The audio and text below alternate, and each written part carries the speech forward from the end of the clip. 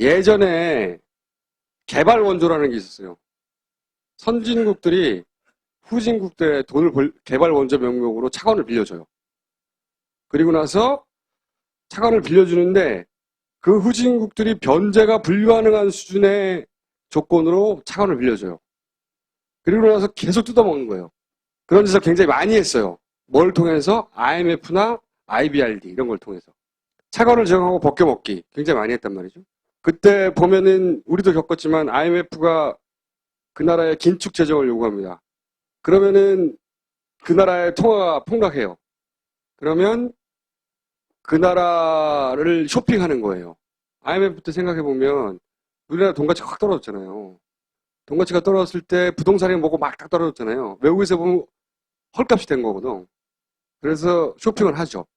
대신 우리는 수출이 증가하고 뭐 기타 등등 이렇게 해서 이 프로그램이 돌아가는데, 그런데 그리스 사태를 보면 그리스 사태에도 IMF가 등장해요.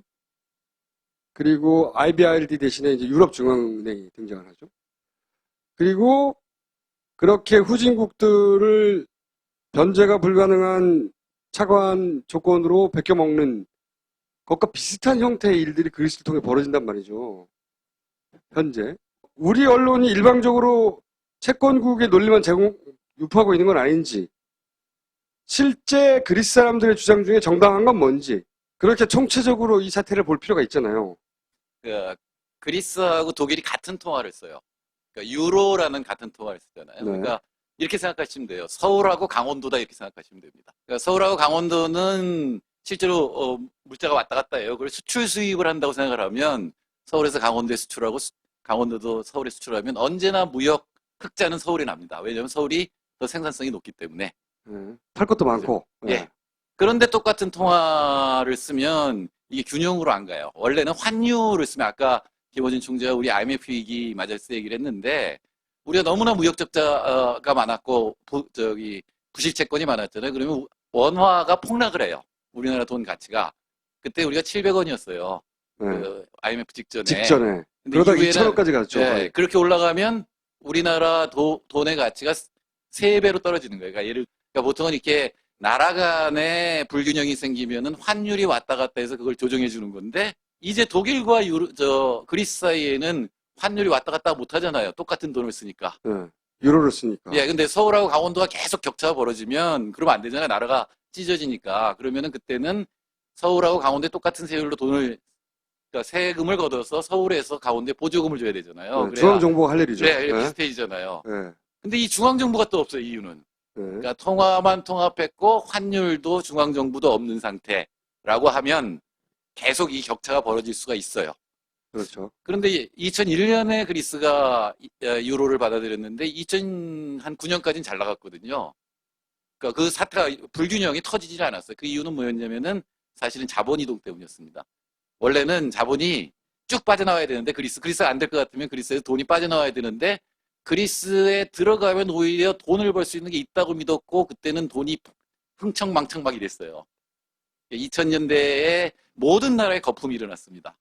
그러니까 오히려 그리스에 들어가서 그리스의 제일 큰 산업이 선박 해운인데 그쪽에 투기가 일어났어요. 그러니까 돈이 몰려드니까 사실은 이제 이 능력은 없는데 그걸 감춰준 거죠. 돈이 들어와서 계속 흥청망청하다가 이 미국에서 금융위기가 터지니까 돈이 쫙 빠져나가면서 이제 그리스가 파산 상태에 들어간 거죠. 가장 큰 이유는 그겁니다.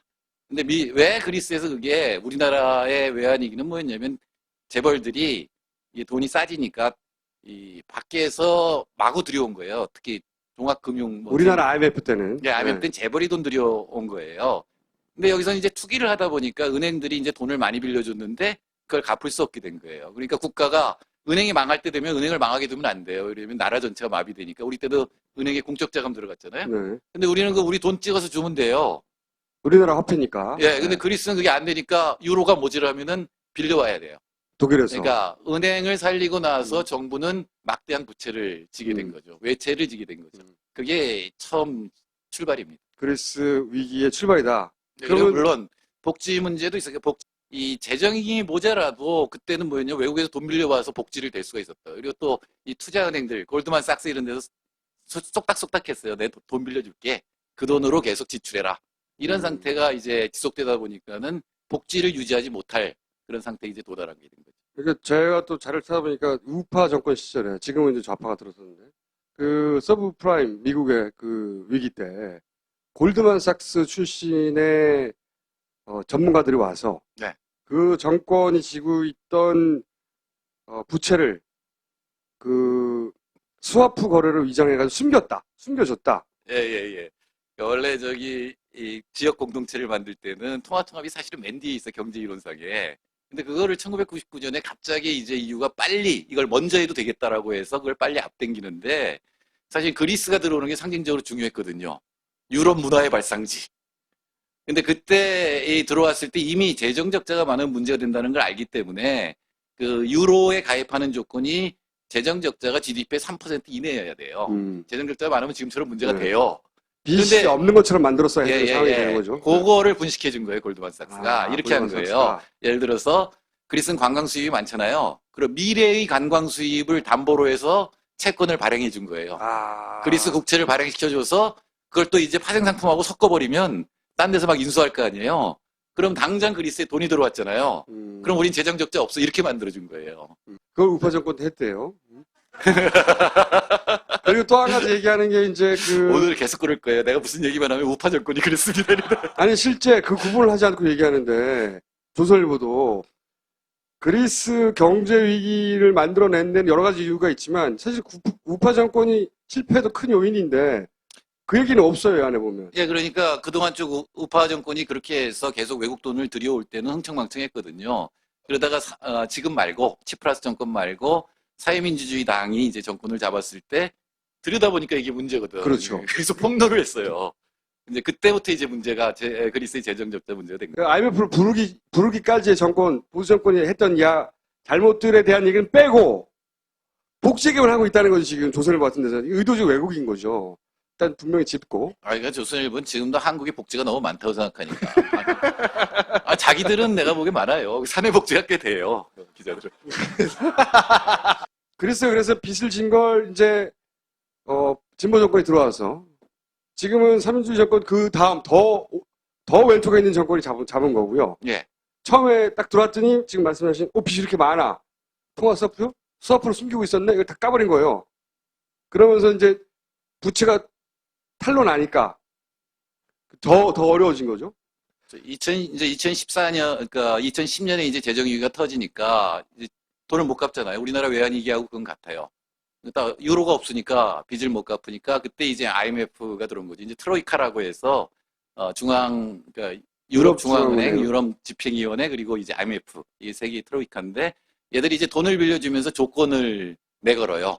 한국도 마찬가지였습니다. IMF가 깡듯이 196억 달러 빌려주면서 IMF 컨디셔널리티라고 해서 흔히 똑같은 처방을 언제나 하는데 그게 뭐냐면 민영화, 규제 완화, 그러니까 노동시장 규제 완화 이런 것들이 주로 있고 이제 그런 것들이죠. 이른바 이제 신자유주의 정책이라는 걸 갖다 이제 고금리 해서 구조조정을 이제 시키는데 그걸 이제 5년 한 거예요. 2010년에서 14년까지. 그때까지는 잘 지켰다는 거예요. 그 프로그램을 하라는 대로 했죠. 하라는 대로 했다는 거죠. 하라는 대로 했는데 경제 성장률이 마이너스 8.9%까지 내려갔다가 그러니까 4년 동안 마이너스였어요. 그러다가 작년에 0.8% 정도. 그러니까 제로 성장이죠. 0.8%면. 당시에 그리스 1인당 GDP가 15,000달러 됐겠다. 근데 그게 10,000달러로 줄어버린 거예요. 그런데 다시 더 가혹한 조건으로 언제 끝날지도 모르는 구제금융안을 받으라고 하니까 그리스 국민들이 이제 화가 난 거죠. 그렇죠. 그리고 바로 치프라스가 이 부분을 받지 않겠다, 재협상하겠다 하고 이제 당선이 된 거죠. 이걸 하라는 대로 했더니 더 거지가 돼버린 거 아니에요, 말하자면. 그래서 빚을 더 내야 되는 거예요, 하라는 대로 했는데도.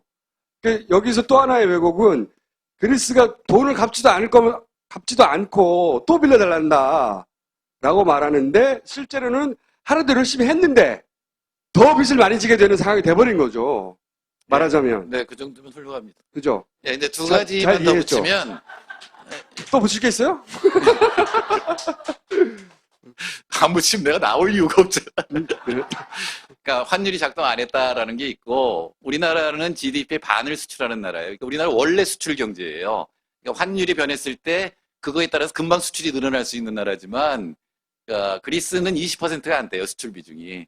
그러니까 환율이 변해도 늘어날 수출이 별로 없는 거예요. 1990년대 말, 그러니까 2000년대 초하고 그리스의 2010년에 14년을 비교해보면 세계 경제가 그리스가 훨씬 불리했어요. 왜냐면은 세계 금융위기 일어난 다음에 EU 계속 죽었잖아요. 그러니까 수출이 잘 될 리가 없어요. 외국에서 안 사는데. 이른바 긴축 정책을 써서 임금이 떨어지고 물가가 떨어져도 이 그리스 수출이 늘어날 수가 없는 상황이었던 거예요.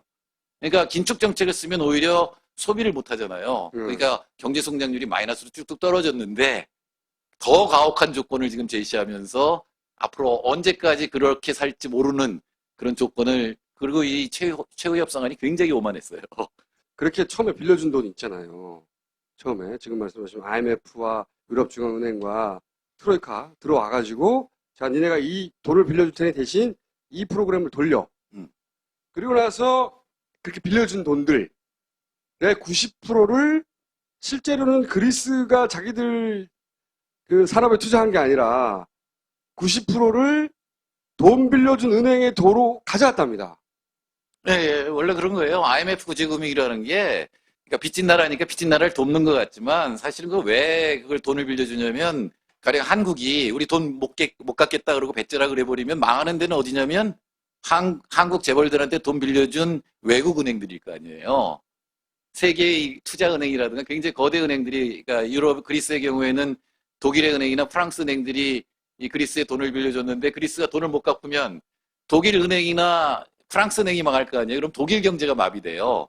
그러니까 돈을 빌려준다, 구제금융을 준다는 건 그건 기본적으로 그 은행들한테 다시 돈을 갚는 데 쓰이는 겁니다. 그건 한국이나 그리스나 똑같아요. 그래서 벌어진 왜곡이 뭐냐면 아니 돈 빌려줬더니 자기들이 다 쓰고 또 더 내려놓으란다.